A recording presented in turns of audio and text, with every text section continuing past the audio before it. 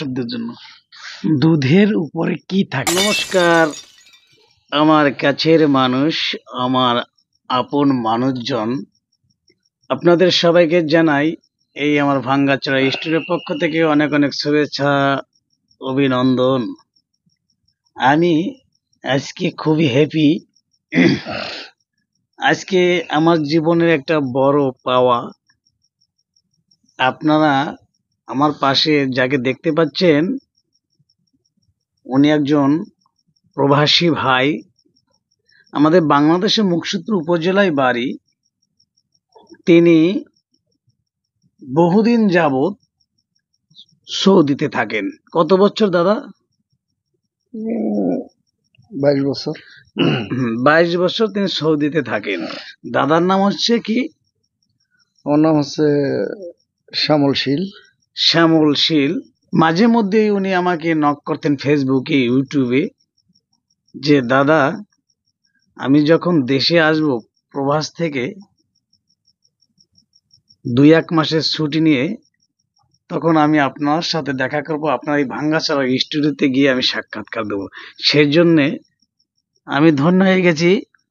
আজকে এটা আমার কাছে একটা বিরাট পাওয়া যে একজন প্রবাসী ভাই এই সপ্তাহখানেক হয়েছে সৌদি থেকে বাড়িতে আসছে, এসেই তিনি আমার সাথে দেখা করার জন্য আসছেন আমার এই ভাঙ্গাচড়া স্টুডিওতে। আপনাকে এই ভাঙ্গাচড়া স্টুডিওতে সুস্বাগতম। আপনাকে অনেক অনেক ধন্যবাদ। আপনারা আশীর্বাদ করবেন, মুসলমান ভাইরা দোয়া করবেন এই ভাঙ্গাচড়া স্টুডিও যেন অনেক বড় হয়। আমার মনে হয় হবে, আশা করি অবশ্যই যেহেতু হবে। মিডিয়ার লোকও মাঝে মধ্যে আসে, প্রভাস থেকে ভাই আসছে, আরো অনেকে নক করতেছে আসার জন্য। আমি জানি না এই ভাঙ্গাচড়া স্টুডিওতে তারা কি দেখেছে, কেন তাদের এত মনে ধরেছে, বলতে পারেন? আসলে প্রথমে আপনাকে আমার অনেক ভালো লাগে। আচ্ছা আচ্ছা আচ্ছা। দ্বিতীয়তে আপনার ভাঙাচোরা স্টুডিও যে নামটা দিছেন, এটার জন্য মানে আমি খুব চিন্তিত যে এরকম এত সুন্দর একটা নাম আপনি দিছেন। কিন্তু আসলে আপনাকে অনেকবারই আমি দেখি এবং খুব ভালো লাগে। ধন্যবাদ। এবং আপনাকেও না, শুধু আপনার স্টুডিওটাও আমার কাছে খুব ছোট স্টুডিও আমি একটু বড় করব যদি সুযোগ দেয় সৃষ্টিকর্তা, কোনোদিন যদি আমাকে সুযোগ দেয় স্টুডিও আমি একটু বড় করব। কারণ শীতকাল তো গলা একটু সমস্যা। কারণ দেখেন আপনি আসছেন প্রবাস থেকে, আরো অনেকেও আসতে পারে, অবশ্যই। এই জন্য একটু স্টুডিও একটু ভালো দরকার আমি মনে করি। ভালো হবে শ্যামলদা, সেই প্রার্থনাই করি যে আপনি স্টুডিওটা আরো সুন্দর হোক, আরো বড় হোক। এটা মানে আমার মন থেকে আপনার জন্য আশীর্বাদ। আপনার সাথে কথা বলবো, অনেকক্ষণই কথা বলবো, কারণ আপনার কথা শুনবে প্রবাসে যারা আছে, তারা শুনবে, আমার ভাই ব্রাদার যারা আছে ফেসবুকে, যারা আমার রিয়েল ফ্রেন্ড আছে, তারাও শুনবে আমার কথা। তার আগে আমি 2টি ধাঁধা বা 3টি ধাঁধা আপনাকে বলতে চাই, তার উত্তর দিবেন। চেষ্টা করব। আচ্ছা, ধন্যবাদ। আসলে ধাঁধা আমার মনে থাকে না, আমি এইটা নিজে নিজে তৈরি করি, ধাঁধাগুলো লিখি, এই জন্য মনে থাকে না, এই জন্য আমার খাতায় লেখা আছে, এই জন্য মাইন্ডের কিছু বিষয় না, কেন ক্যামেরার সামনে কিন্তু আসলে অনেক কিছু ভুলে যেতে হয়, বাস্তব। আচ্ছা বলুন তো, গরু দুধ দেয়, কি দেয়? দুধ দেয়। গরু দুধ দেয়, মুরগি ডিম দেয়। হ্যাঁ, ডিম দেয়। দুধ এবং ডিম একসাথে কে দেয়?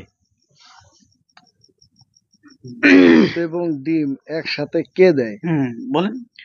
এই মুরগিতেই দেয়। কেমনে দেয়? মুরগির যখন বাচ্চা হয় তখন সে দুধ খায়। দুধটা কোথা থেকে আসে? কি দুধ খায়? মুরগির অবশ্যই দুধ আছে। না, মুরগির দুধ আমি প্রথম শুনলাম যে মুরগির দুধ। তাহলে সে খায় কি? তাহলে বাচ্চায় খায় কি?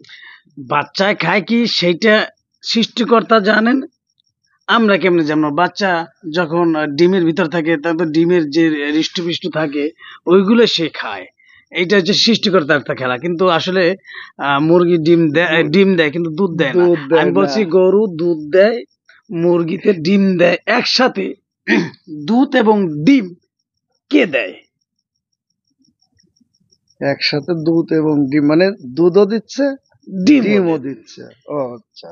দর্শক আপনারা যদি আগে থেকে পেরে থাকেন অবশ্যই কমেন্ট করে একসাথে জানাবেন। দুধ হ্যাঁ, ডিম দেয়, আমি তো আসলে এরকম আমি না পারলে জোরে কেমন, যদি না পারেন আমি বলবেন যে পারি না, আর যদি বলেন যে আমি একটু সময় দিতে হবে অবশ্যই দেব। না, আমি এটা খুঁজে তেমন পাচ্ছি না, তবে মাঝে মধ্যে মানুষে বলে আর কি, একটা হাস্য কথা যে ঘোড়ার ডিম দেয় আবার দুধ দেয়, যায় এটা একটা হাস্যকর কথা। এটা আসলে বাস্তবে আছে নয়। আছে, আপনি আপনি একটু চেষ্টা করলে পারতেন একসাথে দুধ এবং ডিম দোকানদার দেয়। আপনি আমার দোকানে যাবেন, ও, আপনার দুধ আপনার চাইলে দোকানে দুধও দেবো, ডিমও দিবেন, আবার যদি বলেন একালি ডিম দেন তাও আমি দিবেন? তাও দেবো। না, একমাত্র এই পৃথিবীতে দোকানদাররা দুধ এবং ডিম, দুধ এবং ডিম দেয়, বিশেষ করে মুদি মালের দোকানদাররা। এটা বাস্তব। ক্লিয়ার? হ্যাঁ, এটা একটা বাস্তব কথা। আচ্ছা আচ্ছা আচ্ছা আচ্ছা, প্রথম দাদা আপনি পারলেন না দাদা ভাই, না, দ্বিতীয় ধাঁধায় আমরা চলে যাচ্ছি। দেখি চেষ্টা সম্মানিত করে। দর্শক শ্রোতা, স্কিপ করবেন না ভিডিওটা, ওকে? আচ্ছা,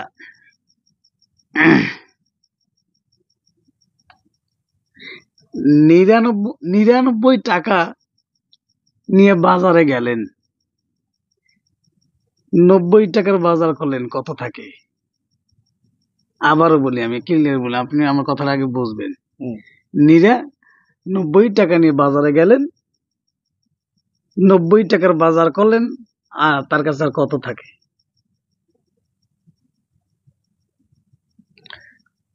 আবার বলি, নীরা হলো একটা ব্যক্তির নাম, সে 90 টাকা নিয়ে বাজারে গেছে। ঠিক আছে ভাই, ওখানে 1 টাকাও থাকে না, কারণ নীরা হচ্ছে একটা ব্যক্তির নাম। বাহ বাহ, দারুণ হয়েছে ভাই, বুঝতে হ্যাঁ, বুঝতে পারছেন? পারছি। 90 টাকা নিয়ে হ্যাঁ, বাজারে গেলেন, নীরা যদি 90 টাকা নিয়ে বাজার যায়, 90 টাকারই বাজার করছে, নীরার কাছে আর থাকবে কি? না কিছুই থাকে না। ওকে, ঠিকই আছে, ঠিকই বলছেন ভাই। আমি যদি আর একটু মিক্সার করে কইতাম যে 99 টাকা নিয়ে বাজারে গেলেন, মানে আমি একটু খাদ দিয়ে বলছি তো, এই জন্য মানে আপনি পারছেন। না, আমি ওইটা আমি আগেই আপনার বলতে বলতে আমি অনুভব করছি যে হ্যাঁ, এরকম একটা কিছু হবে। আচ্ছা, আপনার জন্য আমার আজকে শেষ ধাঁধা। আপনার জন্য আজকে আমার কি শেষ ধাঁধা। দাদার সাবজেক্ট আজকের মতো শেষ হয়ে যাচ্ছে। ঘুমানোর পরে স্বামী কি করলে স্ত্রী বিরক্ত হয়? ঘুমানোর পরে স্বামী কোন জিনিসটা করলে স্ত্রী বিরক্ত হয়? স্ত্রী বিরক্ত হয়? দর্শক আপনারা কি পারেন? ভাই দেখছেন পরিস্থিতি কি, দাদার ধাক্কাটা কি দেখতে পাচ্ছেন? যে স্ত্রী ঘুমানোর পরে স্বামী কি করলে হুম, স্ত্রী বিরক্ত হয়। হ্যাঁ হ্যাঁ হ্যাঁ। এখন কোন রাস্তায় যাবো ঘুমানোর, বলেন তো দর্শক আবার ভাই? বলি, ঘুমানোর পরে স্বামী কোন জিনিসটা করলে স্ত্রী বিরক্ত হয়? কি পারবেন?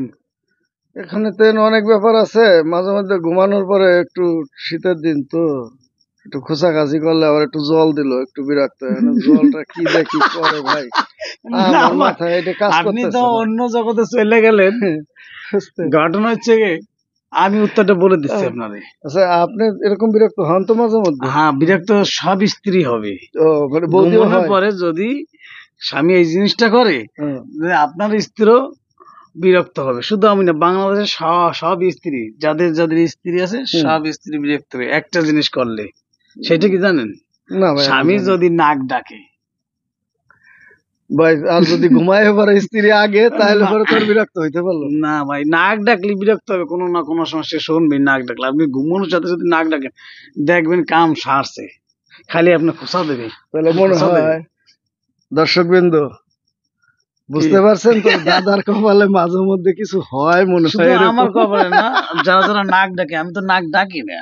এই নাক ডাকলে স্ত্রী বিরক্ত হয়। যাই হোক, সম্মানিত দর্শক, 3টা ধাঁধার একটা ধাঁধা পারছে। এবার শুধু আপনাদের জন্য একটা ধাঁধা রেখে যাবো। আপনার কমেন্ট বক্সে অবশ্যই কমেন্ট করে কিন্তু ধাঁধার উত্তর দেবেন।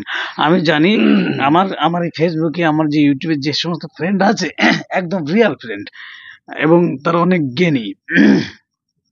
যাই হোক, আপনাদের জন্য যে ধাঁধাটা রেখে যাচ্ছি, দুধের উপর কি থাকে? আবার বলি, আপনার জন্য না, দর্শকদের জন্য। দুধের উপরে কি থাকে? এই প্রশ্নের এই দাদার উত্তরটা আপনার কমেন্টে জানিয়ে দেবেন। জানিয়ে দেবেন। ওকে।